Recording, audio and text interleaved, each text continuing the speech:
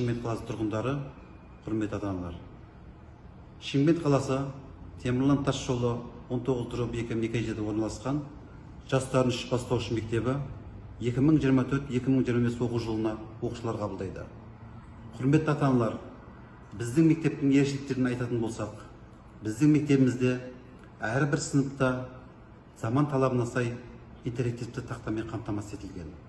Сонымен қатар оқушылар